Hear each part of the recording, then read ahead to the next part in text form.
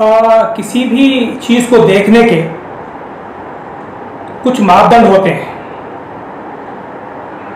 हमको जब किसी चीज़ को देखना होता है तो दोहरे मापदंड के साथ हमको नहीं देखना चाहिए।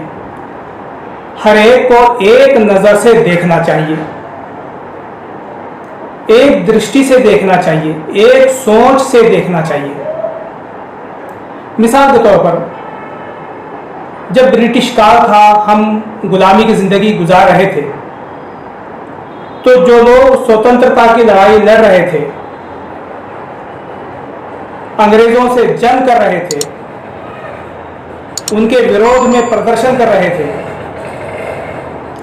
तो अंग्रेज़ों की नज़र में वो आतंकवादी थे, टेररिस्ट थे। लेकिन हमारी नज़र में हमने उनको देशभक्त कहा, देश प्रेमी समझा।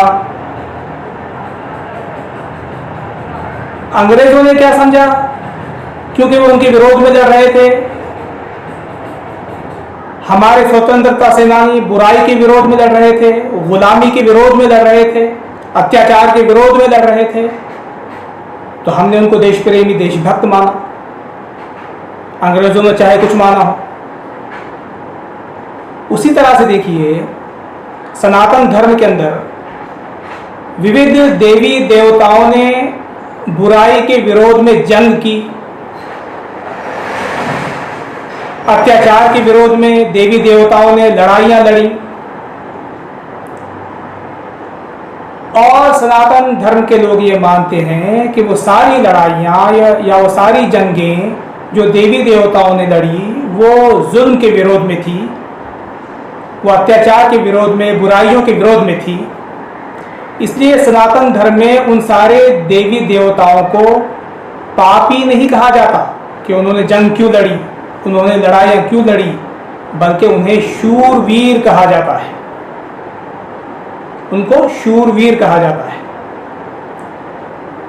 लेकिन जैसे ही बात इस्लाम की आती है, इस्लाम में लड़ी गई लड़ाइयों, जंगों की या जिहाद की बात आती है, हमारा देखने का दृष्टिकोण बदल जाता है, हमारी सोच बदल जाती है, हमारी विचारधारा बदल जाती है।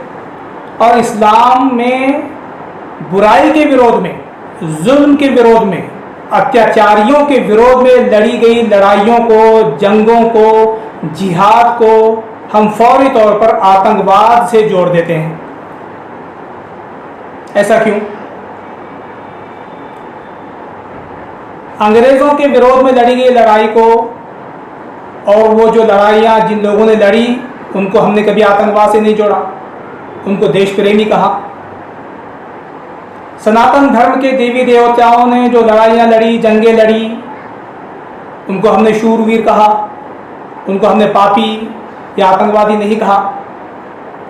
लेकिन जब बात इस्लाम की आई तो फिर हमने अचानक इस्लाम में लड़ी गई जंगों या जिहाद को आतंकवाद से कैसे जोड़ दिया? और क्यों जोड़ देते हैं हम? क्यों नहीं इस बात को मानते कि आज़ादी की लड़ाई की तरह या दूसरी लड़ाइयों की तरह इस्लाम ने जो लड़ाइयाँ लड़ी हैं या जो जिहाद किया है, जो जंगें लड़ी हैं, वो अत्याचार के विरोध में थी, वो जुल्म के विरोध में थी, वो पापियों के विरोध में थी, वो समाज में अमन और शांति लाने के लिए थी, अमन और शांति के दुश्मनों के विरोध में थी। तो उनको भी जो है तो हमको उसी नज़र से देखना चाहिए। तो मैं उम्मीद करता हूँ कि हमारे देखने के दृष्टिकोण अलग अलग नहीं होंगे, दोहरे मापदंड लेके हम चीज़ों को नहीं देखेंगे, और इस्लाम में जो लड़ाई लड़ी गई, जिहाद जो किया गया, उसके बारे में भी हम सही कंसेप्शन के साथ, सही सोच के साथ अपना जीवन बिताएंगे और दुष्प्रचार नहीं करेंगे। उम्मीद करता हूँ कि आपको मेरी बात बहुत अच्छी तरह से समझ में आई होगी। बहुत बहुत शुक्रिया।